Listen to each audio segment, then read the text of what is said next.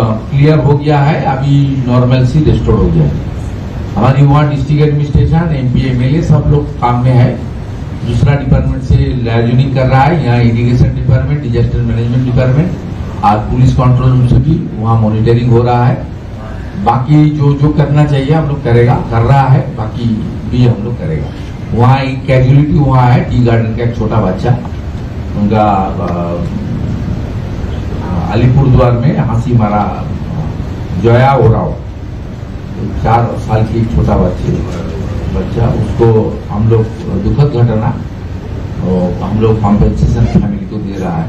तो कॉम्पेंसेशन में तो कुछ नहीं होता, लेकिन on humanitarian ground responsible government के नाते हम लोग जो जो वेलफेयर मेजर लेना चाहिए वो भी हम लोग कर रहे हैं।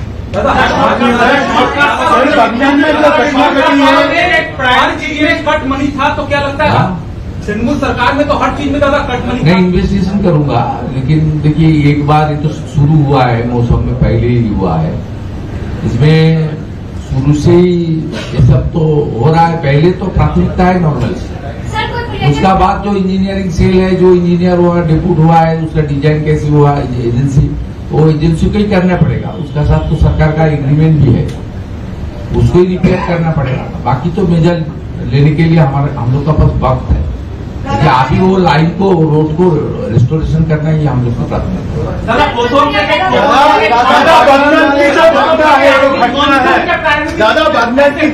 है। बंधन की जो घटना है, एक भाजपा कार्यकर्ता को मार दिया गया, तो पुलिस की तरफ से क्या कार्रवाई हो रहा है? कार्रवाई के बारे में तुम्हें बता दिया, स्पेसिफिक एफआईआर हो गया, 8 लोग को अरेस्ट किया, सबको पीसी में लिया, और नॉन अवेलेबल सेक्शन में जो मर्डर केस का सेक्शन है उसमें आपका एफआईआर भी स्टार्ट कर दिया है। बाकी लोग को भी जो जो करना चाहिए कर रहा है, पुलिस का टीम काम कर रहा है। हम लोग यहाँ इस केस सीआईडी को ट्रांसफर कर रहा हूँ, और आज उनको जो हमारी विक्टिम फैमिली है, डिस्ट्रिक्ट एडमिनिस्ट्रेशन की ओर से डिस्ट्रिक्ट मजिस्ट्रेट 4 लाख रुपया उनको कॉम्पेंसेशन दिया, और भी 5 लाख रुपया मिलेगा सीएम रिलीफ फंड से। जो 3-4 घायल है उसको सरकारी खर्च से हम लोग ट्रीटमेंट भी करा रहा है। लेकिन इसमें मेरा एक ही अपील है, पूरा प्रदेश में जितना भी भ्रष्टाचारी है, जितना भी माफिया है, जितना भी गुंडा है, जितना भी नॉन क्रिमिनल है, उसके खिलाफ प्रदेश की सरकार कानूनी तरीके से एक्शन कर रहा है। किसी का घर में जाने की जरूरत नहीं है, वो जो किया उन लोग को हम लोग नहीं छोड़ूंगा, वो तो कानूनी कार्रवाई होगा। लेकिन ये मेरा जनरल अपील है, जो भ्रष्टाचारी लोग, जो माफिया गुंडा है, जो आप लोग को अत्याचार किया है पिछले 10-15 साल से, आप लोग को वोट डालने नहीं दिया गया है, महिला के ऊपर अत्याचार किया है, आपका जो सेंट्रल स्टेट का सरकारी जो स्कीम है उसको लिए काटमानी लिया है, आपका वंचित किया है, उसको खिलाफ हम लोग कार्रवाई कर रहा है। भाई सरकार को 1.5 महीने हुआ है, इसमें भी तो हम लोग हर दिन काम कर रहा है। आज भी तारकेश्वर सरकार 1 से एमएलए को कर्नाटक से हम लोग अरेस्ट किया। इसलिए जो सरकार काम कर रहा है, जो सरकार हर इश्यू में कर रहा है, उसको लिए आपका कानून अपने हाथ उठा के उनका घर चला जाने का कोई जरूरत नहीं है। वो गुंडा लोग है, गुंडा लोग जैसे काम करता है, वो मार दिया एक लोग लड़का को, यंग लड़का को, तो दुखद इंसिडेंट है। कुछ लोग को घायल कर दिया, 4-5 बहुत बुरी तरह से गंभीर घायल हुआ है। लेकिन मेरा ये अपील है, ये तो हम लोग देख लेगा, trust already FIR started, 8 arrested, all are sent to the police custody, investigation going on, the FIR handed over to the CID, further decision I as a Home Minister, as a Chief Minister, I am in presence of the Home Secretary. इसलिए सबको कानून के ऊपर, सरकार के ऊपर आस्था रखना है, कानून हाथ में उठाने का कोई जरूरत नहीं है। প্রথম থেকেই আপনি এবং সরকার মনসুনকে বিশেষ গুরুত্ব দিচ্ছিলেন। উত্তরবঙ্গে যা পরিস্থিতি হলো, এখনো পর্যন্ত যা পূর্বাভাস চলছে, দক্ষিণবঙ্গেও আগামী কদিন বৃষ্টি চলবে। এদিকে প্রধানমন্ত্রী আসছে, ওপেন এয়ারে প্রোগ্রাম হবে, বেশ কিছু প্রোগ্রাম রয়েছে। সেই কলকাতা জলমগ্ন হচ্ছে, আজকে বৃষ্টিতেও আমরা সকালে দেখেছি কলকাতা জলমগ্ন হচ্ছে। বিশেষ কি এটা নিয়ে মানে আপনারা চিন্তিত বা বিশেষ কোনো ব্যবস্থা নেওয়া হচ্ছে প্রধানমন্ত্রী সফর যোগ দিবস উপলক্ষে? বৃষ্টির জন্য বৃষ্টি। প্রধানমন্ত্রীর সফর ঠিকঠাকই হবে, অসুবিধা কিছু নেই। প্রধানমন্ত্রী সফর হবে, আর যোগ দিবসের তো দিন পরিবর্তন হয় না। এই কাল্পনিক প্রশ্ন তো উত্তর দিতে পারবো না। আমাদের এখানে এই সময় বর্ষা হয় এবং কর্মসূচিও আমাদের নির্দিষ্ট আছে। আপনি পশ্চিমবঙ্গ দিবস 20 তারিখেই হবে, 20 জুন। ওয়ার্ল্ড যোগা ডে 21 তারিখেই হবে। এটা আপনি চাইলে ডেট চেঞ্জ করতে পারবেন না। অর্থাৎ তার জন্য আমরা প্রধানমন্ত্রীর ব্যবস্থার সঙ্গে সবাই যুক্ত আছি। কেন্দ্র এবং রাজ্য সরকার যৌথভাবে কর্মসূচি করছে, আধিকারিকরা আছেন, কেন্দ্রীয় মন্ত্রীরাও শহরে আছেন। সব মিলিয়ে আমরা আশাবাদী যে আমরা প্রোগ্রাম সুন্দরভাবে করতে পারব। আর মনসুন এই সময় হয়, সমস্যা হয়, সেই সমস্যা সমাধান করতে হয়, সরকারকে তৎপর থাকতে হয়। বিগত দিনে সরকার তৎপর ছিল না। কলকাতাতে 13 জন ইলেকট্রিকের ছোঁয়াতে মারা গেলে সেখানে সরকারের কোনো আধিকারিকরা যায় না তাদের বাড়িতে। অন্যরা যেতে চাইলে পুলিশ দিয়ে বাধা দেওয়া হয়। উত্তরবঙ্গে যখন শতাধিক মানুষ বন্যার জলের ত্রোড়ে ভেসে যায়, তখন পুরো প্রশাসনকে আটকে রেখে রেড রোডে কার্নিভেল করা হয়। এসব অভিজ্ঞতা আপনাদের আছে। আমাদের সরকার, আপনাদের সরকার ভোর 6টা থেকে কাজ করছে। এখান থেকে principal secretary, home secretary, DGP কাজ করছেন, ওখানে যারা আছেন তারা কাজ করছেন, এমপি এমএলএরা স্পটে গেছেন, ছবি তোলার জন্য নয়, প্রশাসনকে সহযোগিতা করার জন্য।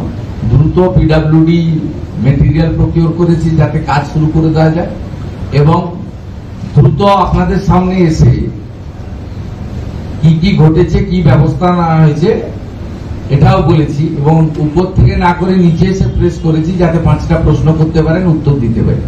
আগে তো প্রশ্ন করার কোনো সুযোগ ছিল না, এখন প্রশ্ন করার সুযোগ করে দেওয়ার জন্য 14 থেকে নেমে একতলাতে এসে সুযোগ আপনাদের তো সামনে উপস্থিত। দাদা, ফল টাইমে আপনি যেটা বললেন যে শুধু শাস্তি নয়, সঙ্গে প্রপার্টি সিজ করতে, বিষয়টা থেকে আমি বুঝলাম কি ধরনের বুঝলেন, আইনে আছে তো। আছে না সেটা আসানসোলে ফাঁড়ি ভেঙেছিল তো ওদের কাছে টাকা দিয়ে দিয়েছে। আমরা লুকআউট, যারা অ্যাবসেন্ট হয়ে গেছেন লুকআউট নোটিশ হবে, সম্পত্তি বাজেয়াপ্ত হবে, আইনে যা আছে হবে। তো আমার নিজের মতো করে করবো না। আইনগুলো ঠান্ডা ঘরে ছিল এবং সেই ঠান্ডা ঘর থেকে বের করে আমরা কার্যকর করছি।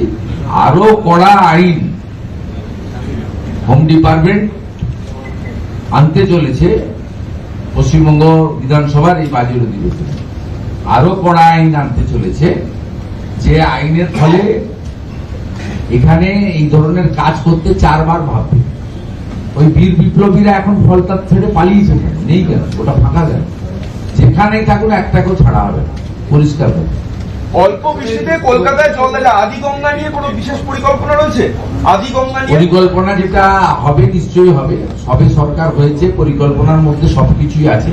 আদিগঙ্গা কলকাতার একটি ঐতিহ্য, পরিবর্তন আপনাদের চোখে পড়ছে, সেটা পরিকল্পনার মধ্যে থাকবে। কিন্তু আমাদের যেহেতু মনসুন শুরু হয়ে গেছে, উত্তরবঙ্গে মনসুন তো প্রথমে আসে, জুন মাসে প্রথম সপ্তাহ থেকে উত্তরবঙ্গে বর্ষা এসে যায়, এবং বর্ষা ওখান থেকে আগেও চলেও যায়। এখানে বর্ষা সেপ্টেম্বরের শেষ পর্যন্ত থাকে।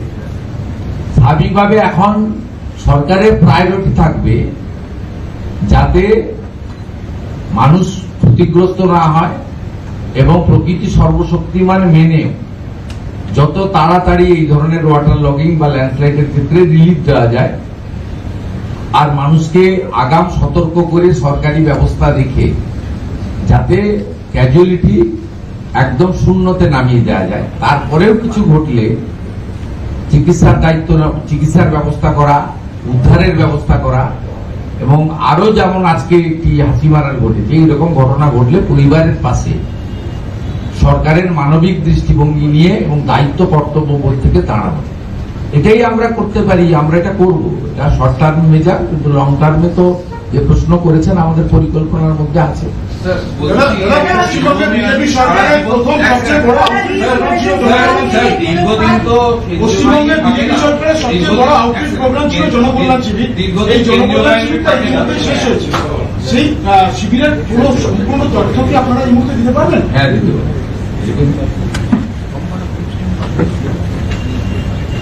প্রথম দিন একটু সমস্যা হয়েছে, কারণ আমরা আপনাদের দিয়ে দিচ্ছি, আমরা আবার করব, বর্ষা চলে যাক, মানুষ এমনিতেই তো লোকজন খুব ভালো আপনাদের ইয়ে হয়েছে। আমি বলছি আমাদের রিপোর্ট আছে।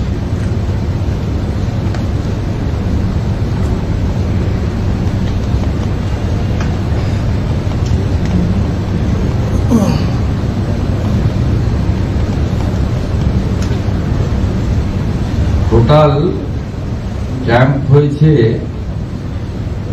প্রতিদিন 1029, আর তাকে টোটাল করলে আমাদের 4 দিন করা হয়েছিল, 3 দিন ছিল, 1 দিন বাড়ানো হয়েছে। সোমবার দিন কিছু কিছু জায়গা থেকে অভিযোগ আছে, সে এখন কি করবেন, আপনি সরকারি ফর্মে জয় বাংলা লেখাচ্ছে। জয় বাংলা তো পশ্চিমবঙ্গ সরকারের স্লোগান নয়, আমি শুনিও নি। একটা রাজনৈতিক দল দিতেই পারে, তাদের আলাদা কথা, তাদের আমি সেদিকে যাচ্ছি না। এখন যখন ফর্ম বিতরণ করতে গেছে বার্ধক্য ভাতা বা অন্যান্য ভাতা, তখন দেখে উপরে জয় বাংলা লেখা, সঙ্গে সঙ্গে আমাদের নোটিশ এসছে। আমরা বললাম এই ফর্ম তো দেওয়া যাবে না, আপনার লোককে বুঝিয়ে বলুন। সেই কারণে বুধের জায়গায় বৃহস্পতিবার 1 দিন বাড়িয়ে দেওয়া হয়েছে, পরের 3 দিন কোনো সমস্যা হয়নি। মোট 4 দিনে যদি ধরা যায় ক্যাম্পের সংখ্যা, তাহলে 4094। টোটাল রেজিস্টার হয়েছে ভিজিটার্স, যা সিসিটিভিতে আমরা নিয়েছি, শুধু ওই পেপারসের ডাটাতে নিয়ে নিই, 58,17,019। এটা আপনার এসেছে, রেজিস্টার করেছে বিভিন্ন ভাতায় আবেদন করার জন্য। আর কোয়েরি করতে এসেছিলেন স্কিমগুলো সম্পর্কে, সেই সংখ্যা হচ্ছে 70,81,177।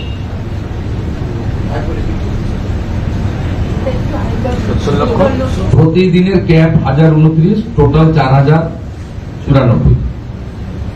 যারা কেন্দ্র এবং রাজ্য সরকারের সামাজিক প্রকল্পে নাম নথিভুক্ত করেছেন, ফর্ম নিয়েছেন, পোর্টালে ফিল আপ করেছেন, এই সংখ্যা হচ্ছে 58,17,019। আর বিভিন্ন স্কিম সম্পর্কে কোয়েরি করতে এসেছিলেন, যে কি পদ্ধতিতে পাওয়া যায়, কারা কারা পেতে পারেন, কারা কারা পাওয়ার যোগ্য, কারা অযোগ্য, এটা করতে এসেছিলেন 70,81,177। 4টে স্কিমেই মেজর আপনার নাম নথিভুক্ত হয়েছে। আয়ুষ্মান ভারত 22,23,670, অন্নপূর্ণা যোজনা 8,15,359। যেহেতু 28 লক্ষ মহিলা 3রা জুন টাকা পেয়ে গেছেন, আরো 1,05,00,000 মহিলা ভেরিফিকেশন করে আপলোড হয়ে গেছে, 1 জুলাই টাকা ট্রান্সফার হবে। সেই জন্য অন্নপূর্ণা ভান্ডারে বেশি প্রেয়ার হয়নি। আর মানে এই প্রায় 1,30,000 মতো অলরেডি ভেরিফাইড এবং পোর্টালে আপলোড হয়ে গেছে। তাই 8,15,359 এসেছে অন্নপূর্ণা যোজনা। বিকশিত